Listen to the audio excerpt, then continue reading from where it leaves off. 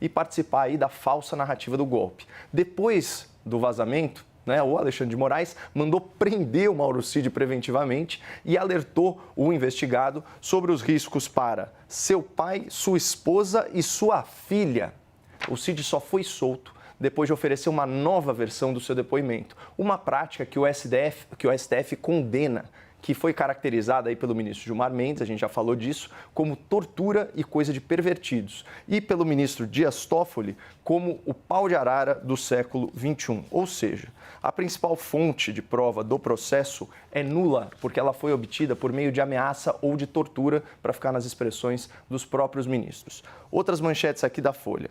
PGR, Procuradoria, omitiu falas de Mauro Cid que contrastam, que contradizem denúncia contra Bolsonaro. Outra, PGR turbina a acusação contra Bolsonaro com conclusões que nem mesmo a Polícia Federal bancou. O que isso significa, pessoal? Que o procurador, escolhido a dedo por Lula, ignorou todas as provas que desmentem a teoria do golpe. Mas ele foi além. Com base em meras suposições, em meras interpretações criativas, ele acusou Bolsonaro por coisas que sequer constam do relatório da Polícia Federal. E aqui mais uma manchete da Folha nesse sentido. Bolsonaro aceitou matar Lula, diz Procuradoria, sem comprovar. Claro que em nenhum momento do relatório da Polícia Federal existe a insinuação de que Bolsonaro aceitou, autorizou, ordenou a morte de autoridades. Pelo contrário, o que a gente sabe é que o Bolsonaro não atrapalhou, nem impediu a diplomação e a posse do Lula, apesar de sofrer pressões nesse sentido. E isso fica constatado pelas mensagens e pelos áudios, tanto do senhor Mauro Cid quanto dos demais militares. Nesses áudios fica clara a convicção desse grupo que o processo eleitoral foi fraudado, seja aí por falhas no sistema eletrônico, ou seja pela interferência indevida do Poder Judiciário, por meio de censura, com decisões tendenciosas, a própria anulação das condenações do Lula.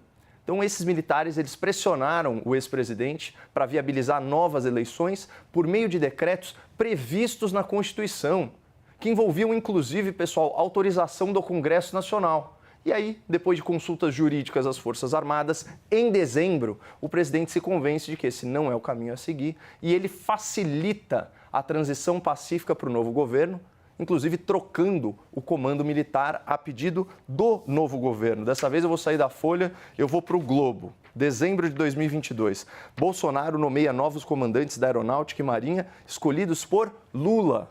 Então, pessoal, diante desses fatos aqui, que estão expostos nas matérias às quais eu já me referi. Dá para falar que o Bolsonaro liderou uma organização criminosa armada, sendo que ninguém pegou em armas e ninguém cometeu nenhum crime violento?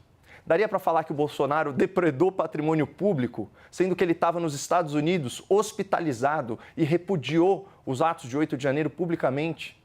Dá para falar que ele tentou abolir o Estado de Direito, que ele tentou dar um golpe de Estado, se esses crimes só se consumam se houver emprego de violência ou de grave ameaça? É claro que não, Basílio. Essas acusações são fabricadas, elas são falsas. E quanto mais a gente sabe sobre o processo, mais se conclui pela inocência do ex-presidente.